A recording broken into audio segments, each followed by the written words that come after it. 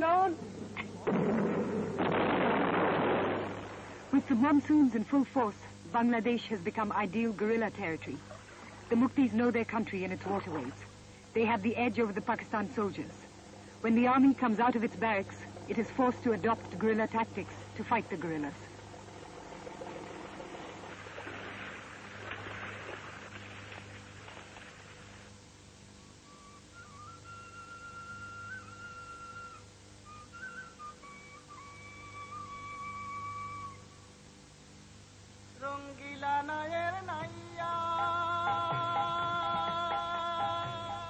Now whole areas are under the flag of Bangladesh. Foreign papers carry news stories date-lined Muctijuddha. This is the name given to every town and village which comes under guerrilla control.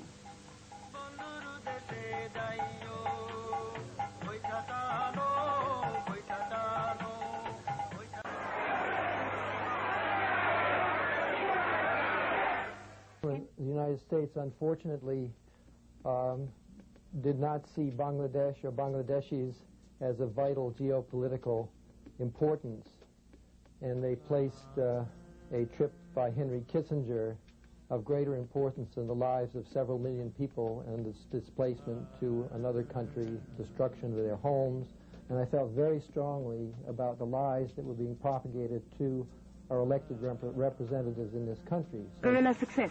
The tension in Dhaka grows. Bengali shops fly Pakistani flags or even display pictures of Yahya Khan as insurance against army reprisals. In broad daylight on the main streets of Dhaka, civilians are stopped by soldiers and searched for arms.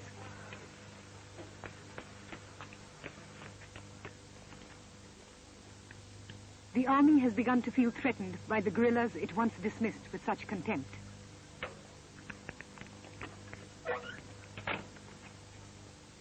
And the army has reason to feel threatened.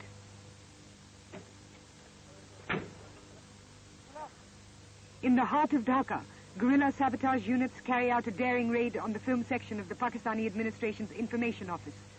With increasing frequency, Dhaka is rocked by explosions from bombs planted by Mukti saboteurs. The Bengalis have at last begun to win the psychological war against the Pakistan army. The land battle in the east proceeds. The air is India's. The sea is India's.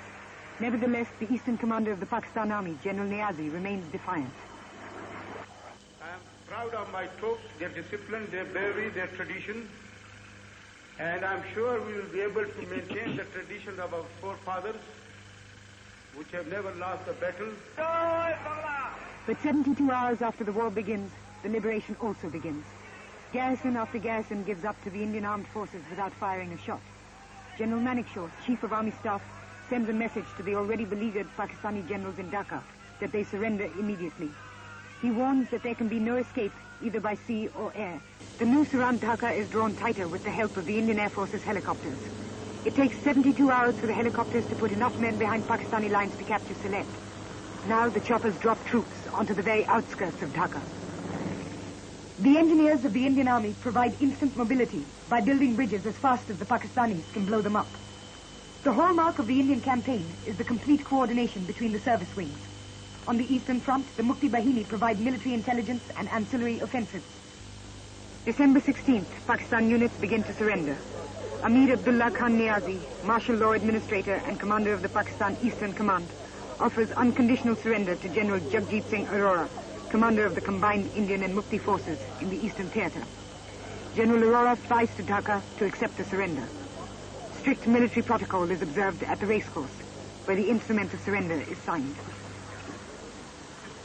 It is 4:31 in the afternoon. 90,000 Pakistani soldiers become prisoners of war.